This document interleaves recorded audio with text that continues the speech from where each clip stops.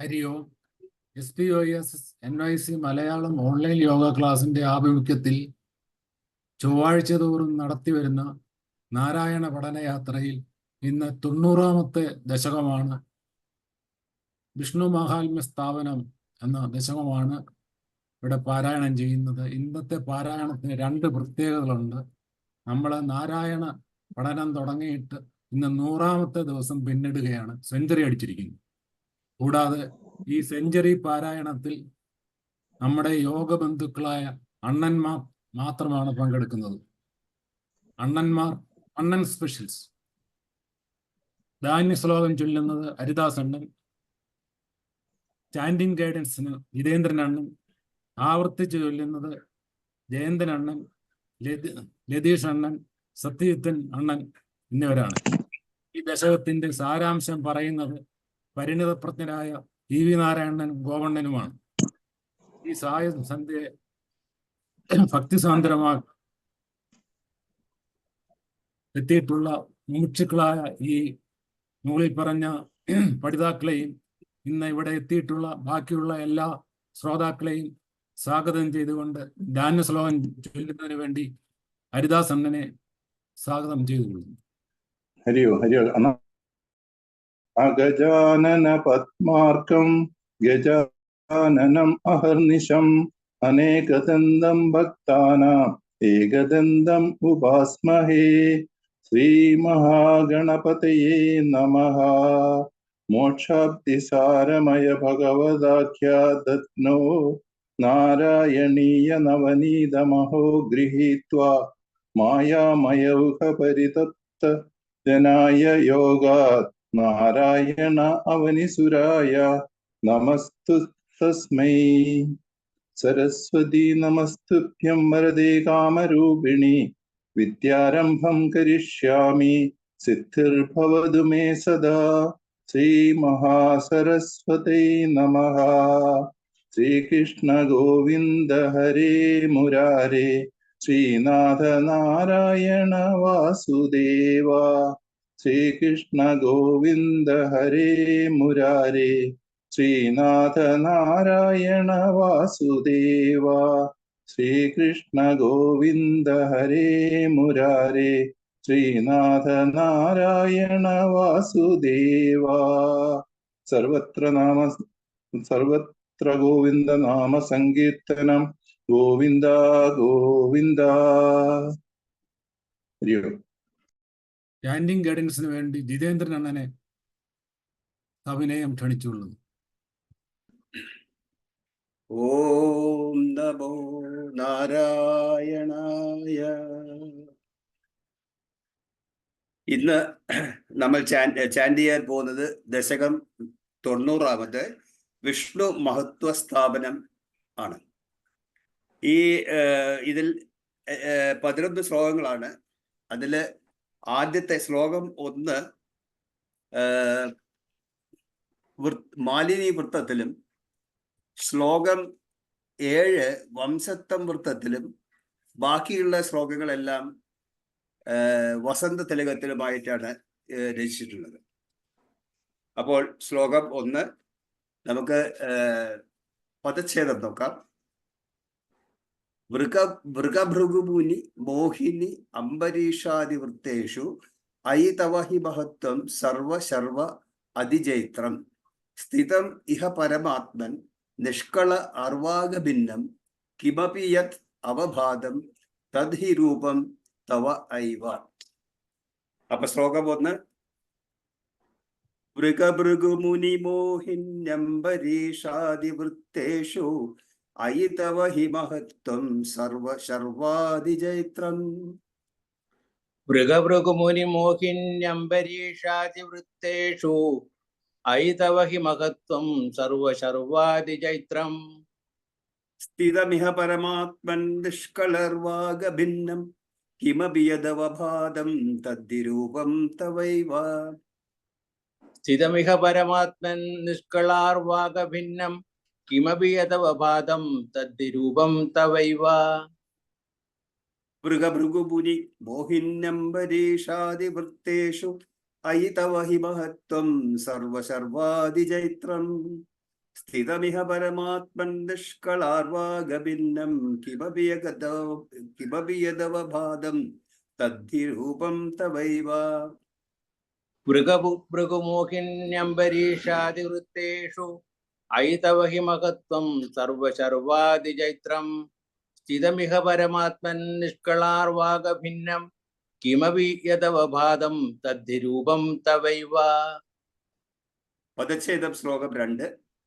മൂർത്തിത്രയ ഈശ്വര സദാശിവ പഞ്ചകം യത് പ്രാഹുഃ പരാത്മ വപുഃ ഏവ സദാശിവഃ അസ്മിൻ തത്ര ഈശ്വരഃ തു സഹ വികുണ്ഠപദഃ ത്വം ഏവ ത്രിത്വം പുനഃ ഭജസി സത്യപദേ ത്രിഭാഗേ.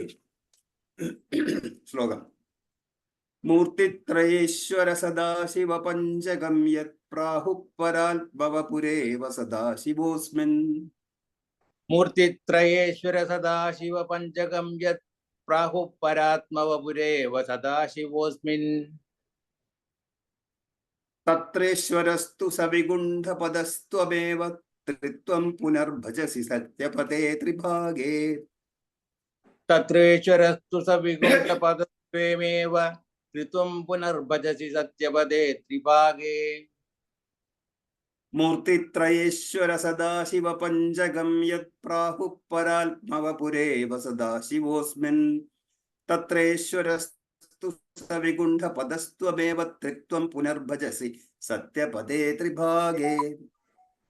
മൂർത്തിത്രയേശ്വര സദാശിവ പഞ്ചകം യത് പ്രാഹുഃ പരാത്മവപുരേവ സദാശിവോസ്മിൻ തത്രേശ്വരസ്തു സവികുണ്ഠപദസ്ത്വമേവ ത്രിത്വം പുനർഭജസി സത്യപദേ ത്രിഭാഗേ. ശ്ലോകം 3 പദച്ഛേദം. തത്ര അപി സാത്വികതനും തവ വിഷ്ണും ആഹുഃ ദാദാതു സത്വ വിരളഃ രജസ ഏവ പൂർണഃ സത്വ ഉത് കടത്വം അപി ച അസ്തി തമോവികാര ചേഷ്ടാദികം ചതവ ശങ്കര നാംനി മൂർത്തൗ. ശ്ലോകം. തത്രാപി സാത്വികതനം തവ വിഷ്ണുമാഹുഃ ദാതാതു സത്വവിരളോ രജസൈവ പൂർണഃ. തത്രാപി സാത്വികതനും തവ വിഷ്ണുമാഹുർ ദാതാതു സത്വവിരളോ രജസൈവ പൂർണഃ. സത്വോത്കടത്വമപി ചാസ്തി തമോ വികാര ചേഷ്ടാദികം ച തവ ശങ്കര നാംനി മൂർത്തൗ. സത്വോത്കടത്വമപി ചാസ്തി തമോ വികാര ചേഷ്ടാദികം ച തവ ശങ്കര നാംനി മൂർത്തൗ. തത്രാപി സാത്വികതനം തവ വിഷ്ണുമാഹുഃ ദാതാതു സത്വവിരളോ രജസൈവ പൂർണഃ സത്വോത്കടത്വമപി ചാസ്തി തമോ വികാര ചേഷ്ടാദികം ച തവ ശങ്കര നാംനി മൂർത്തൗ. തത്രാപി സാത്വികതനും തവ വിഷ്ണുമാഹുർ ദാതാതു സത്വവിരളോ രജസൈവ പൂർണഃ സത്വോത്കടത്വമപി ചാസ്തി തമോ വികാര ചേഷ്ടാദികം ച തവ ശങ്കര നാംനി മൂർത്തൗ. ശ്ലോകം 4 പദച്ഛേദം. തം ച ത്രിമൂർത്തി അധിഗതം പരപൂരുഷം ത്വാം ശർവ ആത്മന അപി ഖലു സർവമയത്വഹേതോഃ ശം ശന്തി ഉപാസനവിധൗ തത് അവിസ്വതഃ തു ത്വദ് രൂപമിത് അതിദൃഢം ബഹുന പ്രമാണം. തം ച ത്രിമൂർത്യധിഗതം പരപൂരുഷം ത്വാം സർവാത്മനാഭി ഖലു സർവമയത്വഹേതോഃ. തം ച ത്രിമൂർത്യധിഗതം പരപുരുഷം ത്വാം സർവാത്മനാഭി ഖലു സർവമയത്വഹേതോഃ. ശംസന്ത്യുപാസനവിധോ തദവിസ്വതസ്തു ത്വദ്രൂപമിത്യതിദൃഢം ബഹുന പ്രമാണം. ശംസന്ത്യുപാസനവിധൗ തദപി സ്വതസ്തു തദ്രൂപമിത്യതിദൃഢം ബഹുന പ്രമാണം. തം ച ത്രിമൂർത്യധിഗതം പരപൂരുഷം ത്വാം സർവാത്മനാഭി ഖലു സർവമയത്വഹേതോഃ ശംസന്ത്യുപാസനവിധൗ തദവിസ്വതസ്തു ത്വദ്രൂപമിത്യതിദൃഢം ബഹുന പ്രമാണം. തം ച ത്രിമൂർത്യധിഗതം പരപുരുഷം ത്വാം സർവാത്മനാഭി ഖലു സർവമയത്വഹേതോഃ ശംസന്ത്യുപാസനവിധൗ തദപി സ്വതസ്തു ത്വദ്രൂപമിത്യതിദൃഢം ബഹുന പ്രമാണം. ശ്ലോകം 5 പദച്ഛേദം. ശ്രീശങ്കരഃ അപി ഭഗവാൻ സകലേഷു താവത് ത്വാം ഏവ മാനയതി യഃ ന ഹി പക്ഷപാതി ത്വദ് ഇഷ്ടം ഏവ സഹ ഹി താമസഹസ്രകാദി വ്യാഖ്യാത് ഭവത് സ്തുതിപരം ജഗതിൻ ഗത അന്തേ. ശ്രീശങ്കരോപി ഭഗവാൻ സകലേഷു താവത് ത്വാമേവ മാനയതി യോ ന ഹി പക്ഷപാതി. ശ്രീശങ്കരപ്പി ഭഗവൻ സകലേഷു താവത് ത്വാമേവ മാനയതി യോ ന ഹി പക്ഷപാതി. ത്വന്നിഷ്ടമേവ സഹി നാമ സഹസ്രകാദി വ്യാഖ്യാത് ഭവസ്തുതി പരശ്ച ഗതിം ഗതോന്തേ. ത്വന്നിഷ്ടമേവ സഹി നാമ സഹസ്രകാദി വ്യാഖ്യാത് ഭവത് സ്തുതി പരശ്ച ഗതിം ഗതോന്തേ. ശ്രീശങ്കരോപി ഭഗവാൻ സകലേഷു താവത് ത്വാമേവ മാനയതി യോ ന ഹി പക്ഷപാതി ത്വന്നിഷ്ടമേവ സഹി നാമ സഹസ്രകാദി വ്യാഖ്യാത് ഭവസ്തുതി പരശ്ച ഗതിം ഗതോന്തേ. ശ്രീശങ്കരപ്പി ഭഗവാൻ സകലേഷു താവത് ത്വാമേവ മാനയതി യോ ന ഹി പക്ഷപാതി ത്വന്നിഷ്ടമേവ സഹി നാമ സഹസ്രകാദി വ്യാഖ്യാത് ഭവത് സ്തുതി പരശ്ച ഗതിം ഗതോന്തേ. ശ്ലോകം 6 പദച്ഛേദം. മൂർത്തിത്രയ അധികം ഉവാച ച മന്ത്രശാസ്ത്രസ്യ ആദൗ കളായ സുഷഭം സകലേശ്വരം ത്വാം ധ്യാനം ച നിഷ്കളം അസൗ പ്രണവേലു ഉക്ത്വാ ത്വാം ഏവ തത്ര സകലം നിജഗാദ ന അന്യം. മൂർത്തിത്രയാധികമുവാച ച മന്ത്രശാസ്ത്രസ്യാദൗ കലായ സുഷഭം സകലേശ്വരം ത്വാം. മൂർത്തിത്രയാധികമുവാച മന്ത്രശാസ്ത്രസ്യാദൗ കളായ സുഷമം സകലേശ്വരം ത്വാം. ധ്യാനം ച നിഷ്കളമസൗ പ്രണവേ ഖലു ത്വാമേവ തത്ര സകലം നിജഗാദനാന്യം. ധ്യാനം ച നിഷ്കളമസൗ പ്രണവേ ഖലുഷ്ട്വാമേവ തത്രം സകളം നിജഗാദജ്ഞാന്യം. മൂർത്തിത്രയാധികമുവാച ച മന്ത്രശാസ്ത്രസ്യാദൗ കലായ സുഷഭം സകലേശ്വരം ത്വാം ധ്യാനം ച നിഷ്കളമസൗ പ്രണവേ ഖലു ത്വാമേവ തത്ര സകലം നിജഗാദനാന്യം.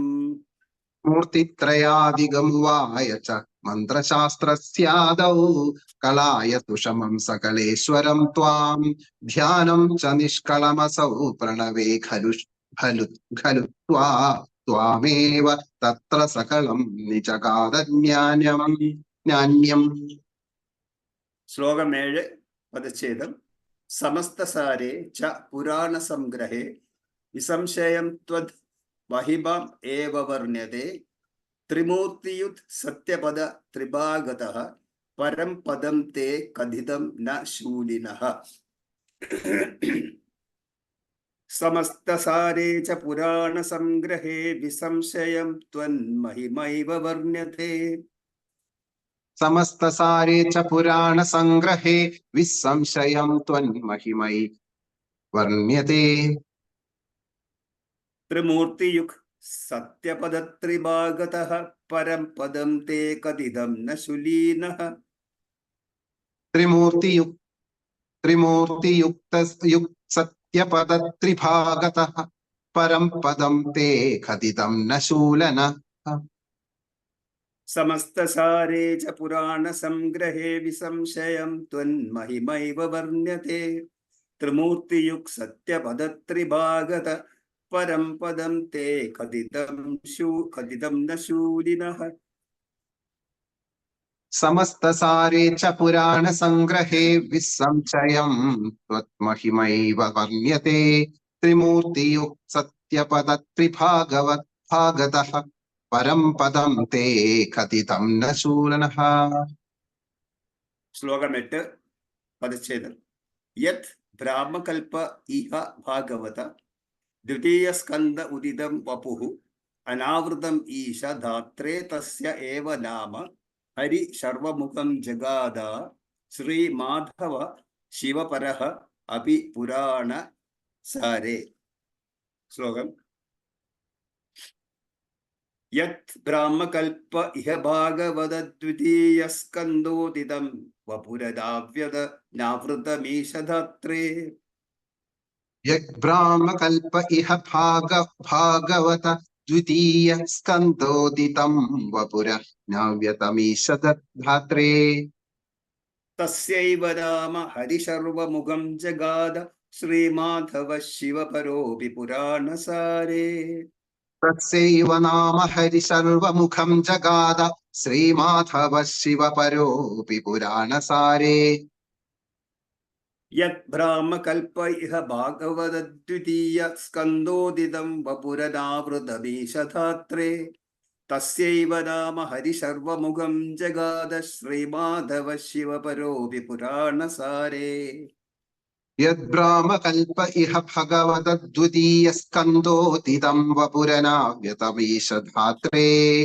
तस्यैव नाम हरि सर्वमुखं जगाद श्रीमाधव शिवपरोऽपि पुराणसारे।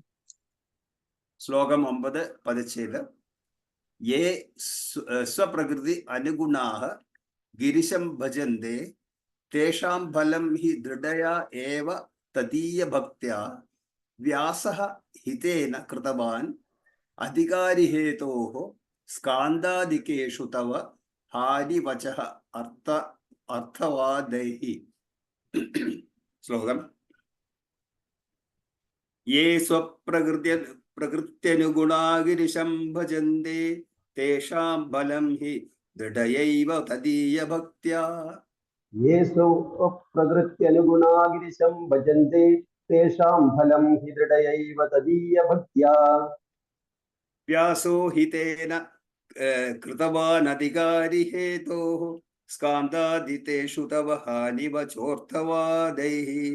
व्यासो हि तेन कृतवान् अधिकारिहेतोः स्कन्दादिकेषु तव हानिवचोक्तवादैः। ये स्वप्रकृत्यनुगुणा गिरिशं भजन्ते तेषां फलं हि दृढैव तदीयभक्त्या। व्यासो हि तेन कृतवान् अधिकारिहेतोः स्कान्दादितेषु तव हानिवचोऽर्थवादैः। ये स्वप्रकृत्यनुगुणा गिरिशं भजन्ते तेषां फलं हि दृढैव तदीयभक्त्या। व्यासो हि तेन कृतवान् अधिकारिहेतोः स्कन्दादिकेषु तव हानिवचोक्तवादैः। श्लोकं 10 पदच्छेदः भूत अर्थकीर्तिः अनुवाद विरुद्धवादौ त्रेधा अर्थवादगतयः खलु रोचनार्थाः। स्कान्दादिकेषु बहवः अत्र विरुद्धवादाः त्वद् तामसत्व परिभूति उपशिक्षणाद्याः। श्लोकम् भूतार्थकीर्तिरनुवाद विरुद्धवादौ त्रेधार्थवादगतयः खलु रोचनार्थाः। भूतार्थकीर्तिरनुवाद विरुद्धवादौ त्रेधार्थवादगतयः खलु रोचनार्थाः। स्कान्दादिकेषु बहवोऽत्र विरुद्धवादाः त्वत्तामसत्व परिभूत्युपशिक्षणाद्याः। स्कान्दादिकेषु बहवोऽत्र विरुद्धवादास्तु तामसत्वपरिभूत्युपरिक्षणाद्याः। भूतार्थकीर्तिरनुवाद विरुद्धवादौ त्रेधार्थवादगतयः खलु रोचनार्थाः। स्कान्दादिकेषु बहवोऽत्र विरुद्धवादाः त्वत्तामसत्व परिभूत्युपशिक्षणाद्यः। भूतार्थकीर्तिरनुवाद विरुद्धवादौ क्रोधार्थवादगतयः खलु रोचनार्थाः। स्कन्दादिकेषु बहवोऽत्र विरुद्धवादा तामसत्वपरिभूत्युपशिक्षणाद्याः। श्लोकं 11 पदच्छेदः यत् किञ्चित् अपि विदुषा अपि विभो मया उक्तं तत् मन्त्रशास्त्र വചനാദി അഭിദൃഷ്ടമേവ വ്യാസ ഉക്തി സാരമയ ഭാഗവത ഉപഗീത ക്ലേശാൻ വിധൂയ കുരു ഭക്തി പരംപരാത്മൻ. ശ്ലോകം. യത്കിഞ്ചിദപ്യ വിദുഷാപി വിഭോമയോക്തം തന്മന്ത്രശാസ്ത്രവചനാദ്യവിദൃഷ്ടമേവ യത്കിഞ്ചിദപ്യവിദുഷാ വിവിധോമയോക്തം തന്മന്ത്രശാസ്ത്രവചനാദ്യഭിദിഷ്ടമേവ വ്യാസോക്തിസാരമയ ഭാഗവതോപഗീത ക്ലേശാൻ വിധൂയ കുരു ഭക്തി പരംപരാത്മൻ.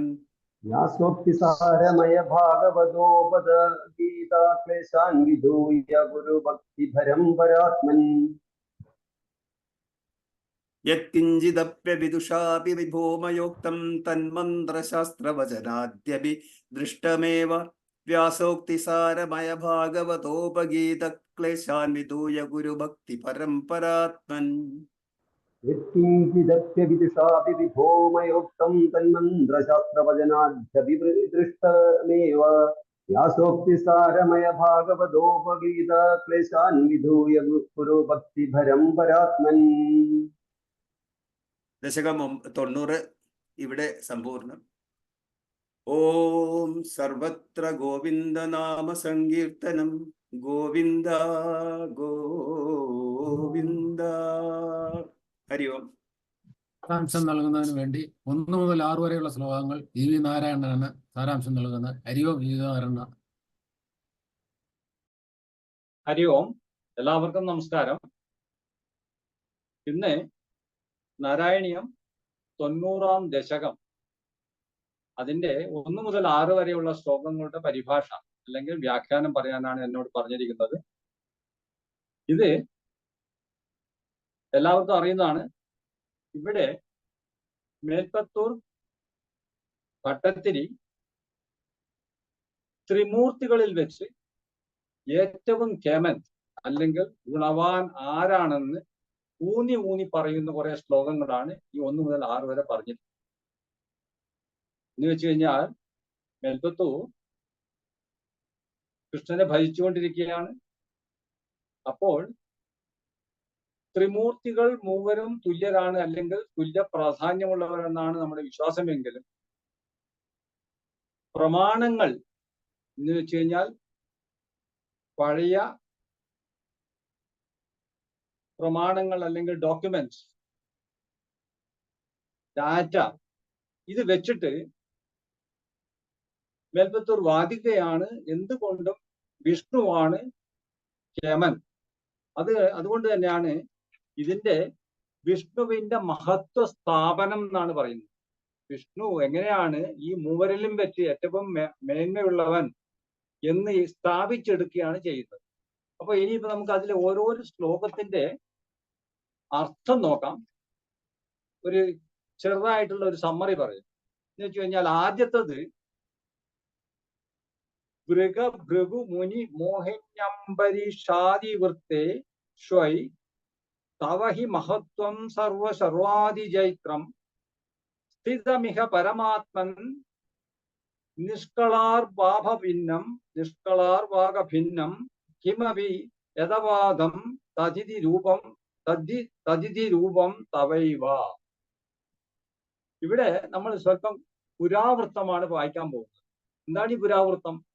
ഇവിടെ 4 പേരുടെ കാര്യം പറയുന്നുണ്ട്. ഒന്ന് വൃഗൻ എന്ന് വെച്ച് കഴിഞ്ഞാൽ വൃഗാസുരൻ, പിന്നെ ഭൃഗുമുനി, പേരുകേട്ട മുനിയാണ് ഭൃഗുമുനി, പിന്നെ മോഹിനി, അംബരീഷൻ. ഈ 4 പേരുടെ പുരാവൃത്തം നമ്മളിപ്പോ കഴിഞ്ഞ ദശകത്തില് 89 ഈ 2 കഥകളും വായിച്ചതാണ്. വൃഗാസുരന്റെ കഥയും അതുപോലെ ഭൃഗുമുനിയുടെ കഥയും. വൃഗാസുരന്റെ കഥ എന്താണ് പറയുന്നതെന്ന് വെച്ച് കഴിഞ്ഞാൽ, വൃഗാസുരൻ എന്ന് പറഞ്ഞ ശകുനിയുടെ മകനാണ്. വൃഗാസുരന് ഏറ്റവും എളുപ്പത്തിൽ പ്രസാദിപ്പിക്കാൻ പറ്റിയ ദേവൻ ആര് എന്നൊരു ചോദ്യം നാരദനോട് ചോദിച്ചു. കാരണം ത്രിമൂർത്തികളിൽ വെച്ച് കാര്യം പെട്ടെന്നായിരിക്കണം, അതുകൊണ്ട് ആരെയാണ് ഞാൻ സമീപിക്കേണ്ടതെന്ന് ചോദിച്ചപ്പോൾ ഇപ്പൊ നാരദൻ പറഞ്ഞു കൊടുക്കുകയാണ് ശിവന്റെ അടുത്ത് പോകുന്നു പറയും. അപ്പൊ ശിവന്റെ അടുത്ത് പോകും. വളരെ ധൃതിപ്പെട്ടിട്ടാണ് പോകുന്നത്, കഠിന പ്രയത്നമാണ് ചെയ്യുന്നത്. ശിവൻ പ്രസാദിക്കും, ശിവന്റെ അനുഗ്രഹം കിട്ടും. പക്ഷേ തൽക്ഷണം ആ വരത്തിന്റെ അർത്ഥം മൃഗന് മനസ്സിലാവണം. ഇത് ഇഫക്റ്റീവ് ആണോ, ഇത് പറഞ്ഞതുപോലെ ഫലിക്കോ ഇല്ലേ എന്നുള്ളത് അറിയണം. അതുകൊണ്ട് ശിവന്റെ പുറകെ തന്നെ ഓടുകയാണ് ഇത് അറിയാൻ വേണ്ടിയിട്ട്. അപ്പോ നിവർത്തിയില്ലാതെ ശിവൻ പിന്നെ വിഷ്ണുവിന്റെ അടുത്തേക്ക് പോകുന്നു എന്നാണ് കഥ. എന്നിട്ട് വിഷ്ണു ശിവനെ രക്ഷിക്കുന്നു. അതുപോലെ തന്നെയാണ് ഭൃഗുമുനിയുടെ കഥയും. ഇതെല്ലാം പൂർവവൃത്തങ്ങളാണ്. ഭൃഗുമുനി ആരാണ് ഇതിൽ കേമൻ, ത്രിമൂർത്തികളിൽ ആരാണ് കേമൻ എന്ന് പറഞ്ഞ് വളരെ അഹങ്കാരത്തോടു കൂടി, കാരണം മുനിവര്യന്മാർ ഭൃഗുമുനിയാണ് ഇത് ഏൽപ്പിച്ചിരിക്കുന്നത് കണ്ടുപിടിക്കാൻ, ആരാണ് തമ്മിൽ ഭേദം അല്ലെങ്കിൽ തമ്മിൽ ഉത്തമൻ ആരാണെന്ന് കണ്ടുപിടിക്കാൻ വേണ്ടിയിട്ട് പോവുകയാണ്. അപ്പോഴവിടെ വെച്ചിട്ട് ബ്രഹ്മാവിനെ കണ്ടപ്പോൾ ബ്രഹ്മാവിനും വളരെ കോപം വരുന്നു. കാരണം ഒരു ആദരവില്ലാതെയാണ് ഭൃഗുമുനി കയറി പോകുന്നത്. അങ്ങനെ ബ്രഹ്മാവിന്റെ പിന്നെ കോപത്താൽ വശം കെട്ട് ഭൃഗുമുനി അവിടുന്ന് മടങ്ങും. പിന്നെ അതുപോലെ ശിവന്റെ അടുത്തും പോയിട്ട് വല്ലാത്തൊരു അനുഭവമാണ് ഉണ്ടായിരിക്കുന്നത്. നേരെ മറിച്ച് വിഷ്ണുവിന്റെ അടുത്ത് പോയപ്പോഴ് ലക്ഷ്മി ദേവിയുടെ മടിയിൽ തലചായ്ച്ച് കിടന്നുറങ്ങുന്ന വിഷ്ണുവിന്റെ കാലിൽ ചവിട്ടിയിട്ടും വിഷ്ണു യാതൊരുവിധ ദേഷ്യമോ ക്രോധമോ അല്ലാതെ വേറെ ഒന്നും കാണിക്കാതെ വളരെ ഔപചാരികമായി അദ്ദേഹത്തെ സ്വീകരിച്ചിരുത്തുന്നു. അങ്ങനെ ഇപ്പൊ ഇവിടെ എന്താ പറഞ്ഞു വെച്ചിരിക്കുന്നത് പറഞ്ഞാൽ, എന്തുകൊണ്ടും മൃഗന്റെ അനുഭവം കൊണ്ടും ഭൃഗുമുനിയുടെ അനുഭവം കൊണ്ടും വിഷ്ണുവാണ് ഈ ത്രിമൂർത്തികളിൽ ഉത്തമൻ. കൂടാതെ മോഹിനിയുടെ കഥയും അതുപോലെ തന്നെയുള്ള കഥയാണ്. മോഹിനിയുടെ അവതാരം എടുത്ത് വിഷ്ണു, അതിൽ കാമപരവശനായ ശിവൻ. പക്ഷേ ശിവന് നല്ല ബുദ്ധി പറഞ്ഞു കൊടുക്കുന്ന മോഹിനി ഈ ഒരു കഥ. പിന്നെ അതുപോലെ തന്നെ അംബരീഷന്റെ ഭക്തിമൂത്ത അംബരീഷന്റെ കഥ, ഇതൊക്കെ നമ്മൾ ഇതിൽ നേരത്തെ വായിച്ചു വെച്ചതാണ്. അപ്പൊ ഈ കഥകളൊക്കെ വെച്ചിട്ട് പറയാണ്,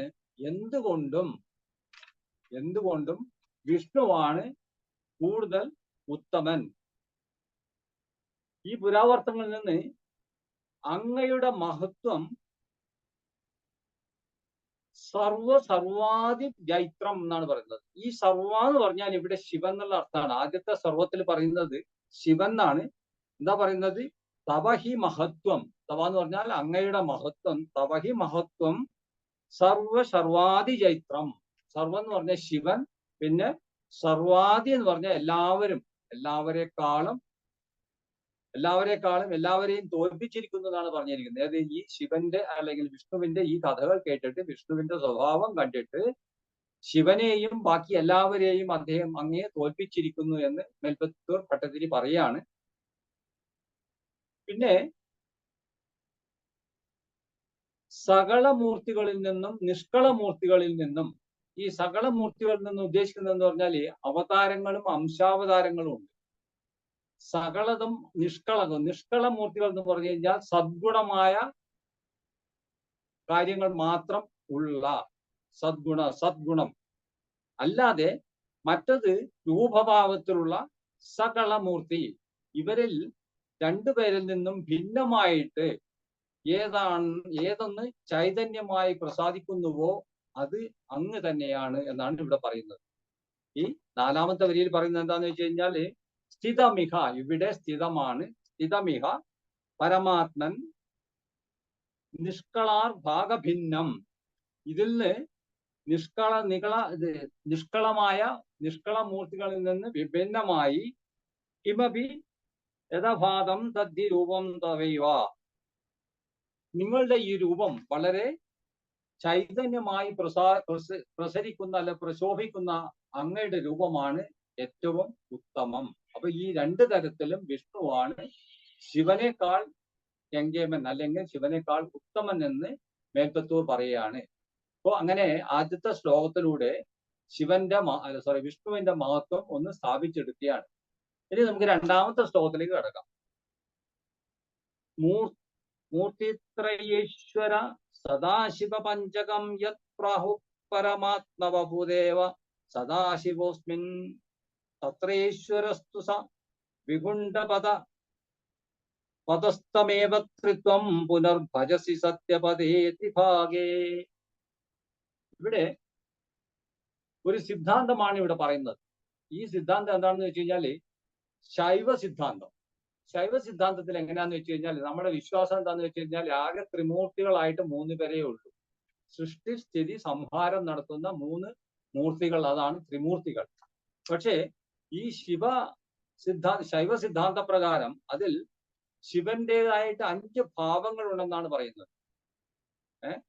അത് ബ്രഹ്മാവ്, വിഷ്ണു, മഹേശ്വരൻ എന്നതിന് പുറമെ ഈശ്വരൻ, സദാശിവൻ എന്നിങ്ങനെ ശിവപഞ്ചകം എന്നാണ് പറയുന്നത്.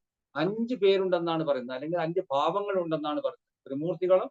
അതുകൂടാതെ ഈശ്വരനും സദാശിവനും ഈ 5 ഭാവങ്ങളുണ്ട്.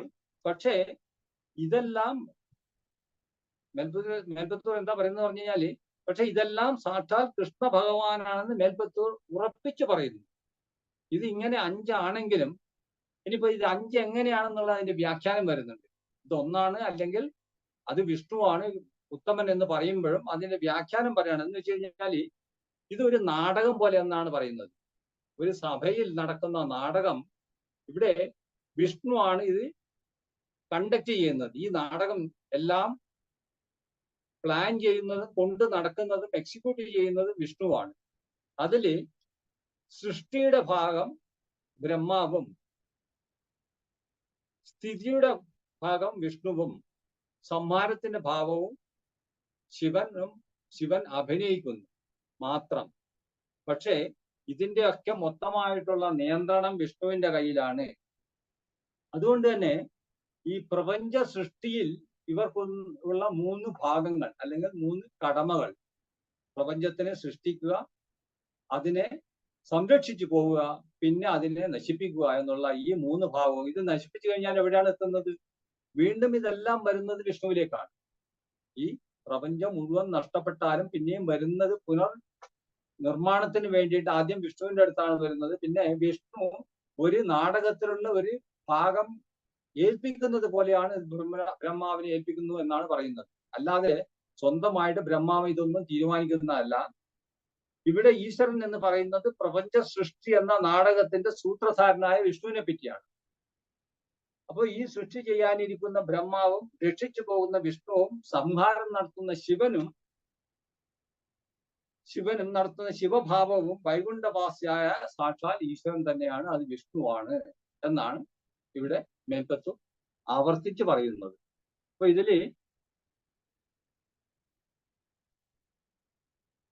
രണ്ടാമത്തെ ഭാഗത്തും വിഷ്ണുവിന്റെ ഉത്തമമായ ഭാവത്തിനെയാണ് മേൽപ്പത്തൂർ പ്രകീർത്തിക്കുന്നത്. ഇനി നമുക്ക് 3ാമത്തെ ശ്ലോകത്തിലേക്ക് കടക്കാം. തത്രാപി സാത്വികതനം തവ വിഷ്ണുമാഹുർഭാതാതു സത്യവിരളോ രജസൈവ പൂർണ്ണ സത്വോൽക്കടത്വമപി ചാസ്തി തമോ വികാരശ്ചേഷ്ടാദികഞ്ച തവ ശങ്കരനാംനി മൂർത്തൗ. ഇവിടെ ത്രിമൂർത്തികൾ, ഇവിടെയും മൂന്ന് മൂർത്തികളെ പറ്റിയാണ് പറയുന്നത്. കാരണം ഈ 3 മൂർത്തികളിൽ ആരാണ് കേമൻ എന്നാണ് ഇവിടെ മേൽപ്പത്തൂർ വാദിച്ച് ജയിക്കുന്നത്. എങ്ങനെയാന്ന് വെച്ച് കഴിഞ്ഞാൽ ഈ ത്രിമൂർത്തികൾ എങ്ങനെയാണ് ഭഗവാൻ തന്നെ എന്ന് വിശദീകരിക്കുന്നതാണ് ഈ വരികൾ. ഇതില് ആ ത്രിമൂർത്തികളിൽ സത്വഗുണപ്രധാനമായ അങ്ങയുടെ ശരീരമാണ്.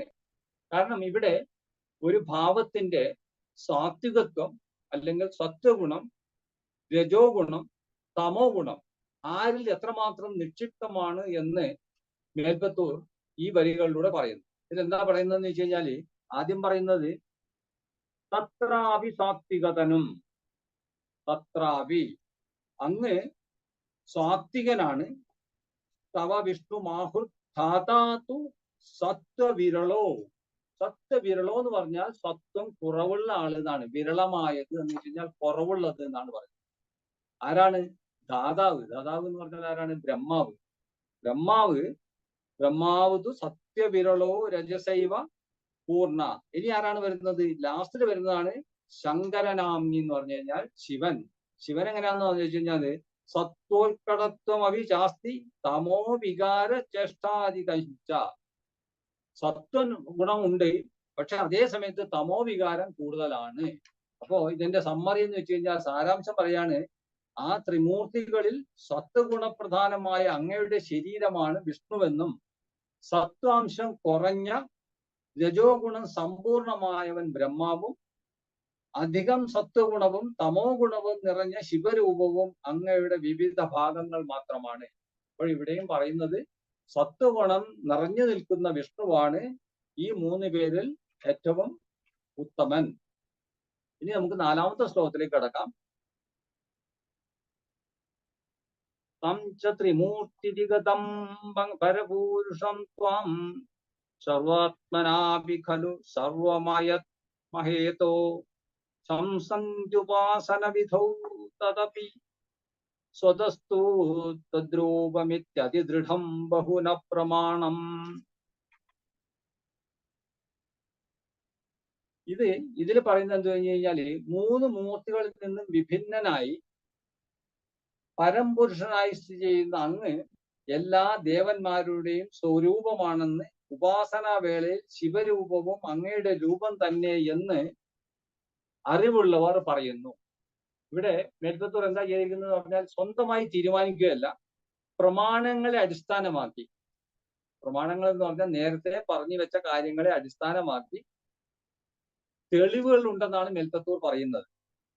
മേൽപ്പത്തൂർ എന്ന് വെച്ച് കഴിഞ്ഞാൽ എന്താന്ന് വെച്ച് കഴിഞ്ഞാല് സംസ്കൃത പണ്ഡിതനാണ്, ധാരാളം കാവ്യങ്ങൾ രചിച്ച ആളാണ്. ഓരോ ദേവന്റെയും പ്രത്യേകതകൾ അറിയാം, ഓരോ ദേവന്റെയും പേരിൻ്റെതായ അർത്ഥങ്ങൾ അറിയാം. എന്ന് വെച്ച് കഴിഞ്ഞാൽ ശിവൻ എന്ന് വെച്ച് കഴിഞ്ഞാൽ ശിവൻ എന്നുള്ള പേര് എന്ന് പറഞ്ഞു കഴിഞ്ഞാൽ വെറും മംഗള രൂപിണി അല്ലെങ്കിൽ മംഗളസ്വരൂപി, രൂപിയല്ല മംഗളസ്വരൂപി എന്നുള്ള അർത്ഥത്തിലാണ് ശിവൻ എന്നുള്ള വാക്ക് ഉപയോഗിക്കുന്നത്. നേരെ മറിച്ചിട്ട് വിഷ്ണുവിനെ സർവ്വവ്യാപി എന്നുള്ള അർത്ഥത്തിലാണ് പറയുന്നത്. അപ്പോൾ മേൽപ്പത്തൂർ എന്താ പറയുന്നതെന്ന് വെച്ച് കഴിഞ്ഞാൽ ഇത് ഒരു പേരിലുള്ള വ്യത്യാസം മാത്രമാണ്. ഇപ്പൊ ശിവൻ എന്ന് പറഞ്ഞുകൊണ്ട് മാത്രം ശിവൻ ഒരു പ്രത്യേകമായിട്ടുള്ള ഒരു ഐഡന്റിറ്റി അല്ലെങ്കിൽ ഒരു ഭാവമല്ല. ഈ ഭാവത്തിൽ പേര് മാത്രം നമ്മൾ പറയുന്നുണ്ടെങ്കിലും ഇതെല്ലാം വിഷ്ണുവിന്റെ ചില ഭാവ മാറ്റങ്ങൾ അല്ലെങ്കിൽ പല തരത്തിലുള്ള ഭാവങ്ങൾ മാത്രമാണിത്. അതുകൊണ്ട് പ്രമാണങ്ങളിലും പറഞ്ഞിരിക്കുകയാണ്. വേറെ ഭാഗവതത്തിനെ പറ്റി പറയുന്നുണ്ട്, മറ്റു കൃതികളെ പറ്റി പറയുന്നുണ്ട്. അതൊക്കെ നോക്കിയാൽ അവിടെയൊക്കെ വിഷ്ണുവിനെയാണ് പ്രാധാന്യത്തോടുകൂടി കാണിക്കുന്നത്. അപ്പോ അതുകൊണ്ട് അങ്ങ് എന്ന് വെച്ച് കഴിഞ്ഞാൽ വിഷ്ണു നിങ്ങൾ എല്ലാ ദേവന്മാരുടെയും സ്വരൂപമാണെന്നാണ് ഈ 4ാമത്തെ ശ്ലോകത്തിൽ പറയുന്നത്.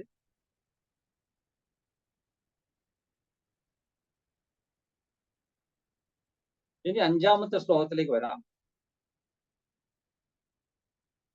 ശ്രീശങ്കരോപി ഭഗവൻ സകളേഷു താവത് ത്വമേവ മാനയതി യോ നഹി പക്ഷപാതി തന്നിഷ്ടമേവ സഹി താമസഹസ്രകാദിവ്യാഖ്യൽഭവസ്മൃതി പരശ്ച ഗതിംഗതോന്തേ.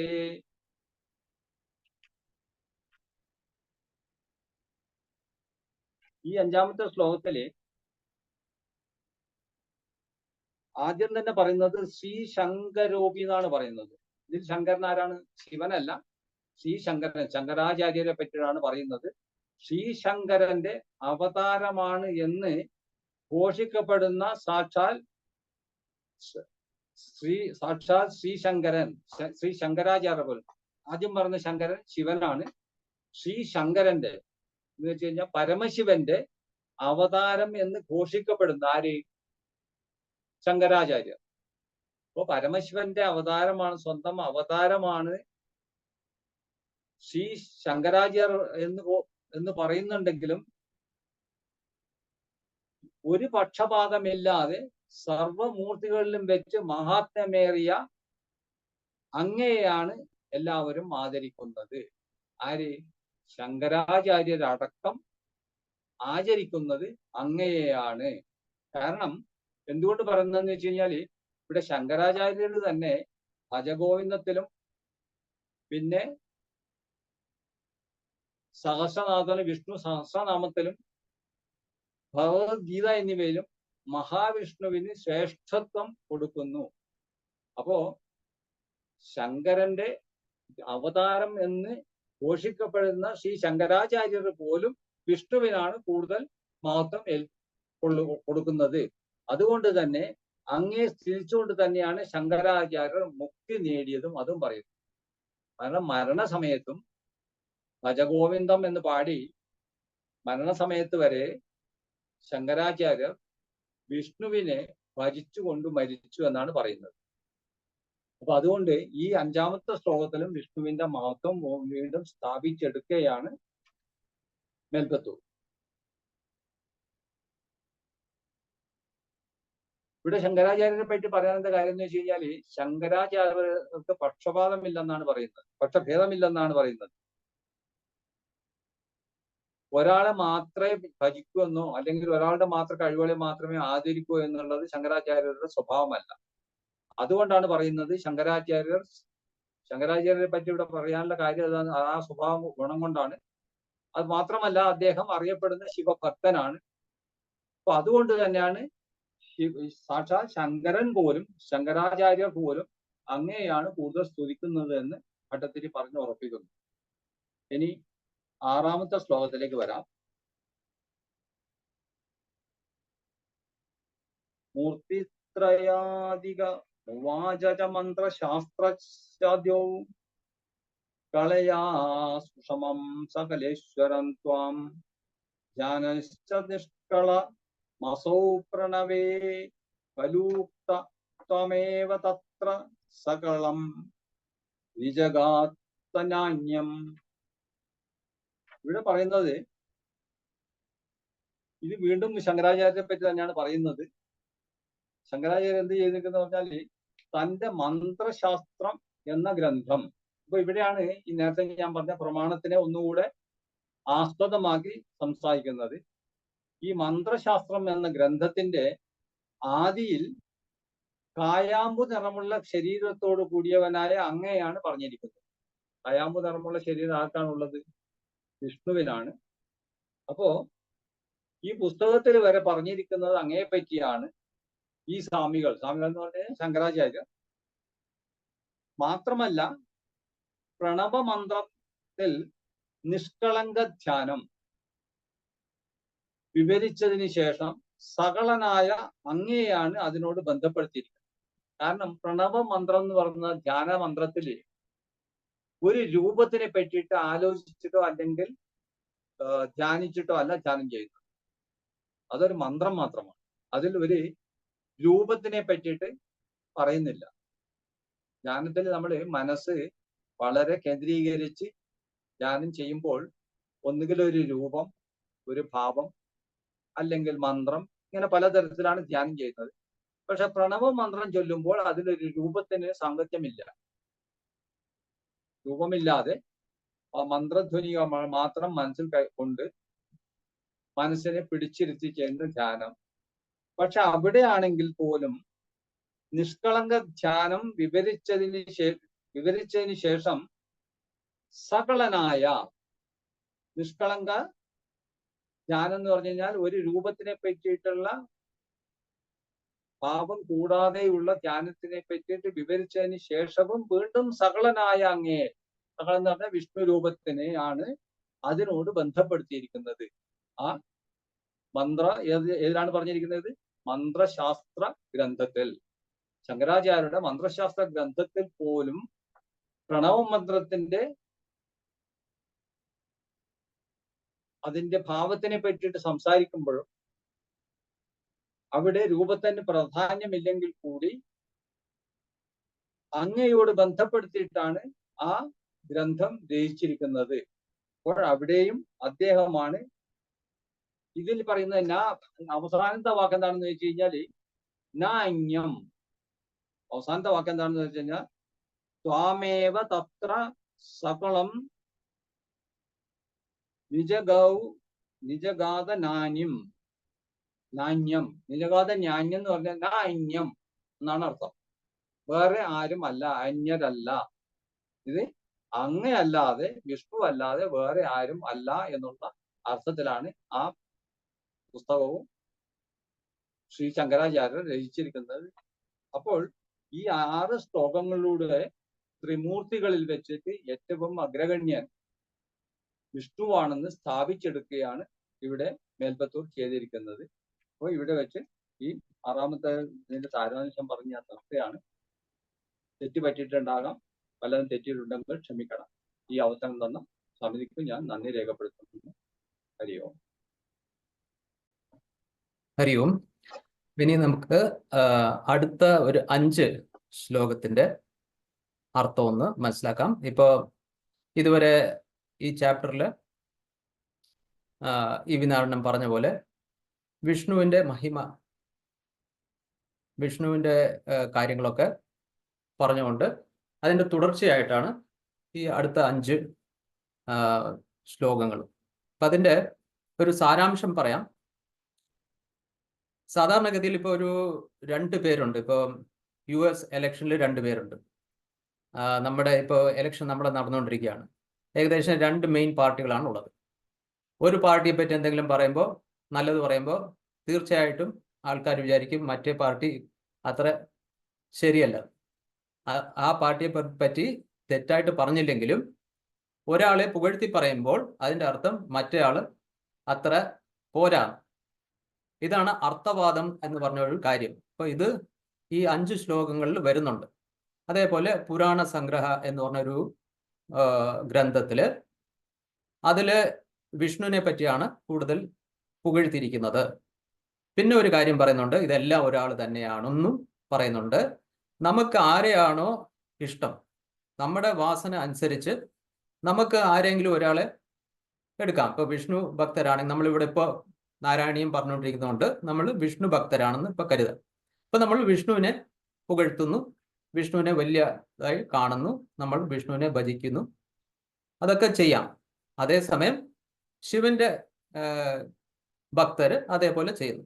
അപ്പൊ ഇവിടെ പല ഗ്രന്ഥങ്ങളും ഇവിടെ പോയിന്റ് ഔട്ട് ചെയ്ത് മേൽപ്പത്തൂർ വിഷ്ണുവാണ് ഏറ്റവും ഭക്തിക്ക് വേണ്ടി ഏറ്റവും നല്ല ഒരു ദേവത, ഇഷ്ടദേവതയായിട്ട് നമുക്ക് എടുക്കാൻ പറ്റുന്നതെന്ന് ഇവിടെ പറഞ്ഞ് സ്ഥാപിക്കുന്നു. അതേപോലെ ലാസ്റ്റ് ശ്ലോകത്തിൽ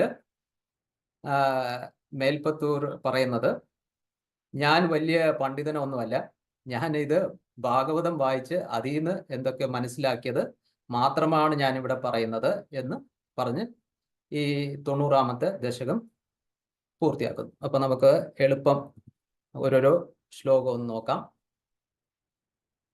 സമസ്തസാരേ ച പുരാണ സംഗ്രഹേ, എല്ലാ പുരാണങ്ങളുടെ സംഗ്രഹമായ ഇതില് വിസംശയം, ഒരു സംശയമില്ലാതെ ത്വത് മഹിമ, അങ്ങയുടെ മഹിമയാണ് എല്ലാത്തിലും വർണ്ണിച്ചിരിക്കുന്നത്. ത്രിമൂർത്തികളുടെ സ്ഥാനം എവിടെ? സത്യലോകത്തിൽ ഈ 3 പേർക്കും അവരുടെ സ്ഥാനമുണ്ട്. പക്ഷെ അതിലെല്ലാം മേളിലുള്ളതാണ് പദം തേ കഥിതം ന ശൂലിന. പക്ഷെ വിഷ്ണുവിന്റെ വൈകുണ്ഠം ഈ സത്യലോകത്തിനെക്കാട്ടിലും മേളിലുള്ളതാണ്. പക്ഷെ ഇതേപോലെ ശിവനെ പറ്റി പറഞ്ഞിട്ടില്ല. ത്രിശൂലമുള്ള ആളെ പറ്റി പറഞ്ഞിട്ടില്ല. ഇതാണ് 7ാമത്തെ ശ്ലോകത്തിന്റെ അർത്ഥം. 8ാമത്തെ ശ്ലോകം, യത് ബ്രഹ്മകൽപ്പത്തില് വിഷ്ണു ഒരു രൂപം കാണിച്ചായിരുന്നു ബ്രഹ്മാവിന്. ആ രൂപത്തെ നമ്മൾ ഹരി അല്ലെങ്കിൽ ശിവൻ എന്നൊക്കെ പറയുന്നു. യത് ബ്രഹ്മകൽപ്പ ഇഹ ഭാഗവതത്തിൽ ദ്വിതീയ സ്കന്ധത്തിൽ പറഞ്ഞിട്ടുള്ള ഉദിതം വപുഹു ശരീരം, ഉണ്ടായ ശരീരം, അനാവൃതം ഈശ ധാത്രേ ബ്രഹ്മാവിന് കാണിച്ച ഈ ശരീരം, തസ്സൈവ നാമ, ഇതിന്റെ നാമം, ഈ ശരീരത്തിന് ഹരിയെന്നും സർവമുഖം ശിവനെന്നും. അപ്പോഴേ അണ്ണം പറഞ്ഞ പോലെ സർവ എന്ന് പറഞ്ഞാൽ ശിവൻ, ജഗാത എന്ന് പറയുന്നു. ശ്രീ മാധവ ശിവപരോപി പുരാണസാരേ, ഇത് പറഞ്ഞിട്ടുള്ളത് ഏതിലാണ്? കഴിഞ്ഞ ശ്ലോകത്തിൽ പുരാണ സംഗ്രഹേ എന്ന് പറഞ്ഞൊരു ഗ്രന്ഥമാണ്. അത് എഴുതിയിട്ടുള്ളത് ശ്രീ മാധവാചാര്യയാണ്. അപ്പോ ശിവന്റെ ഭക്തനായ ശ്രീ മാധവാചാര്യരും പറയുന്നത് വിഷ്ണു തന്നെയാണ്, വിഷ്ണുവിന്റെ മഹിമയാണ് കൂടുതൽ എന്ന്. അപ്പൊ ഇവിടെ ശ്രീ മാധവാചാര്യർ ആരാണെന്ന് ചോദിച്ചു കഴിഞ്ഞാല് ദ്വൈതം എഴുതിയ മാധവാചാര്യർ അല്ല, ഇത് ശ്രീ വിദ്യാരണ്യ, നമ്മുടെ ശൃംഗേരി മഠത്തിന്റെ 12ാമത്തെ ജഗദ്ഗുരുവായ, അതേപോലെ വിജയനഗർ എംപയർ ഉണ്ടാക്കിയ അക്ക ബുക്ക എന്ന് പറഞ്ഞവരെ കൂട്ടി വിജയനഗർ എംപയർ ഉണ്ടാക്കിയ വിദ്യാരണ്യ ആണ് ഈ ശ്രീ മാധവ. അപ്പൊ ഇനി അടുത്തതോട്ട് പോകാം. 9ാമത്തെ ശ്ലോകം. ഏ സ്വപ്രകൃതി അനുഗുണ. നമ്മൾ ഓരോരുത്തരും നമ്മുടെ പ്രകൃതി, നമ്മുടെ വാസന അനുസരിച്ച് ചിലപ്പോ ഗിരീഷാം ഭജന്തെ, ചിലപ്പോ നമ്മൾ ശിവനെ ഭജിക്കുമായിരിക്കും. തേഷാം ഫലാം ഹി ധൃതയ എന്ന് പറഞ്ഞാൽ നമ്മൾ ചിലപ്പോൾ ഉറച്ച വിശ്വാസത്തില് നമ്മൾ തദീയ ഭക്തിയ, ശിവന്റെ ഭക്തി കൊണ്ട് നമ്മൾ ചിലപ്പോ ശിവനെ പുകഴ്ത്തും. അത് വ്യാസനും ചെയ്തിട്ടുണ്ട്. നമ്മുടെ ഭാഗവതം എഴുതിയ വ്യാസൻ പോലും ശിവനെ പുകഴ്ത്തിയിട്ടുണ്ട്. ചിലപ്പോ അങ്ങനെ പറയുമ്പോൾ ആ സമയത്ത് വിഷ്ണുവിനെ പറ്റി കുറച്ച് കീഴായിട്ട് സംസാരിച്ചിട്ടുണ്ടാകാം. അത് എന്തുകൊണ്ടാന്ന് വെച്ചാൽ അർത്ഥവാദ, അതാണ് ഈ കോൺസെപ്റ്റ്, അർത്ഥവാദ. അപ്പോഴേ ഞാൻ പറഞ്ഞ പോലെ ഒരാളെ പറ്റി വലുതായിട്ട് പറയുമ്പോൾ നമുക്ക് ചിലപ്പോ മറ്റേ ആളെ പറ്റി ഒന്ന് താഴ്ത്തി പറഞ്ഞ പോലെ തോന്നും, അല്ലെങ്കിൽ ചിലപ്പോൾ താഴ്ത്തി തന്നെ പറഞ്ഞെന്നിരിക്കും. അത് ഈ മറ്റേ ആൾക്ക് എന്തോ പ്രശ്നമുണ്ടെന്ന് നമ്മൾ വിചാരിക്കരുത് എന്നാണ് ഇവിടെ പറയുന്നത്. ഇനി ഈ അർത്ഥവാദം തന്നെ 10ാമത്തെ ശ്ലോകത്തിൽ കുറച്ചുകൂടെ വിവരിച്ചിട്ടുണ്ട്. എന്താണ് ഈ അർത്ഥവാദം? ഇതൊരു പോപ്പുലർ ആയിട്ടുള്ള ഒരു കോൺസെപ്റ്റ് ആണ് അർത്ഥവാദം എന്ന് പറയുന്നത്. നമ്മുടെ എല്ലാ വേദാന്തത്തിലും നമ്മുടെ ഗ്രന്ഥത്തിൽ പല ഗ്രന്ഥങ്ങളിലും ഈ അർത്ഥവാദം എന്ന് പറയുന്ന കോൺസെപ്റ്റ് ഉണ്ട്. അപ്പൊ ഏതായാലും അർത്ഥവാദം 3 രീതിയിലാണ്. ഒരാളെ പറ്റി അതിശോക്തി പറയുമ്പോൾ ഇത് നമ്മുടെ ശങ്കരാചാര്യരുടെ, ഇപ്പൊ തന്നെ അണ്ണൻ കുറച്ച് പഴയ ശ്ലോകത്തിൽ ശങ്കരാചാര്യർ വന്നായിരുന്നു. ശങ്കരാചാര്യരെ പറ്റി തന്നെ ഒരാൾ പുകഴ്ത്തി എഴുതുമ്പോൾ അങ്ങനെയായിരുന്നു. പണ്ടൊക്കെ ബയോഗ്രഫിയിൽ ഏതാണ് കഥ ഏതാണ് ശരിക്കുള്ളത് നമുക്ക് മനസ്സിലാവത്തില്ല.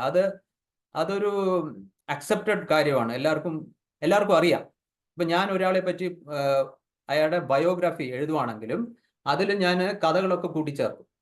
എന്താ വെച്ചാൽ ഭക്തി കൂടാനും അതൊക്കെ ഒരു അക്സെപ്റ്റഡ് സാധനമാണ്. ഫോർ എക്സാമ്പിൾ, നമ്മുടെ ശങ്കരാചാര്യരെ പറ്റി ഒരു രാജാവിന്റെ ശരീരത്തിൽ കയറി എന്നൊക്കെ, അത് ആ ഒരു സ്റ്റോറി പലരും അക്സെപ്റ്റ് ചെയ്യത്തില്ല. ഇപ്പൊ തന്നെ സ്വാമി ചിദാനന്ദപുരി ഒക്കെ പറയും അത് അധർമ്മമാണ്, വേറൊരു രാജാവിന്റെ ശരീരത്തിൽ കയറിയിട്ട് അവിടെ അങ്ങനെയൊക്കെ നടന്നിട്ടില്ല. പക്ഷെ അത് എഴുതുമ്പോൾ ഒരാൾ വിചാരിച്ചു അങ്ങനെ എഴുതിയാൽ അത് നല്ല പുകഴ്ത്തലായിരിക്കും, പക്ഷെ അത് അധർമ്മമായി പോയി. അപ്പൊ ചിലപ്പം അധർമ്മം പോലും നടക്കാം ഈ അർത്ഥവാദത്തിൽ. ഒരാളെ പുകഴ്ത്തുമ്പോൾ അറിയാതെ നമ്മൾ ആവശ്യമില്ലാത്തതും ഇല്ലാത്തതൊക്കെ കൂട്ടിച്ചേർക്കും, അതേപോലെ മറ്റേയാളെ കുറച്ചും പറയും. അപ്പൊ അത് ഈ അർത്ഥവാദം എന്ന് പറയുന്നത് 3 രീതിയിലാണ്. ഒന്ന് ഇല്ലാത്തത് പറയാ, ഒന്ന് ഉള്ളത് തന്നെ പറയാ. എന്ന് പറഞ്ഞാൽ ചൂടെ ഇപ്പൊ എൻ്റെ അനുഭവത്തിൽ വന്നിട്ടുണ്ട്. ഇപ്പൊ ശങ്കരാചാര്യന് പല കഴിവുകളുണ്ടെങ്കിൽ ഉണ്ടായിരുന്നായിരിക്കും, അത് തന്നെ അങ്ങ് എഴുതുക. അതൊന്ന് അതിശോക്തിയായിട്ട് ഇല്ലെങ്കിൽ ഇച്ചിരൂടെ ഒന്ന് ഗ്രാൻഡായിട്ട് എഴുതുക. അപ്പൊ ഉള്ളത് എഴുതുക, ഇല്ലാത്തത് എഴുതുക. പിന്നെ വേറൊരു രീതിയുണ്ട്, അത് ഉണ്ടോ ഇല്ലയോ എന്ന് അറിയാൻ പറ്റത്തില്ല, പ്രൂവ് ചെയ്യാൻ പറ്റത്തില്ല. അത് പ്രമാണം വെച്ച് അതങ്ങനെ പ്രമാണത്തിനെ നോക്കിക്കഴിഞ്ഞാൽ പ്രമാണമല്ല, പക്ഷെ പ്രമാണത്തിന്റെ വിരുദ്ധമാണോ അതുമല്ല. അങ്ങനെ ഒരു സംഭവമുണ്ട്. അപ്പൊ അത് 3 രീതിയിലെ ഉണ്ടെന്നാണ് ഈ 10ാമത്തെ ശ്ലോകം പറയുന്നത്. ഇതൊന്ന് നമുക്ക് നോക്കാം. ഭൂത അർത്ഥ കീർത്തിർ, ഏത് ഭഗവാനെ പറ്റിയാണോ ഞാൻ കീർത്തി പറയുന്നത്, അനുവാദ വിരുദ്ധവാദോ. ഇപ്പൊ 3 കാര്യങ്ങളാണ് ഇവിടെ ഉള്ളത്. അനുവാദ, വിരുദ്ധവാദ, ഇല്ലെങ്കിൽ കീർത്തി. ഇത് ത്രിധ, ഇത് 3 രീതിയിലെയാണ് അർത്ഥവാദ ഗതയ പറയുന്നത്. ഇങ്ങനെ നമ്മൾ ഏത് ദേവതയെ പറ്റിയാണോ പുകഴ്ത്തി പറയുന്നത് ഇത് 3 രീതിയിൽ പറയാൻ പറ്റും. അതാണ് ഞാൻ അപ്പോഴേ പറഞ്ഞ 3 രീതികൾ.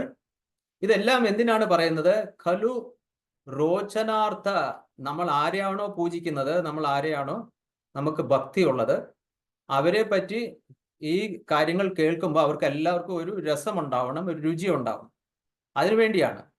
അപ്പൊ അങ്ങനെ പറയുമ്പോൾ സ്കന്ദാദീശോ ബഹവ, പല രീതിയിൽ നമ്മൾ വിരുദ്ധവാദം നമ്മൾ ചെയ്തെന്ന് വരും.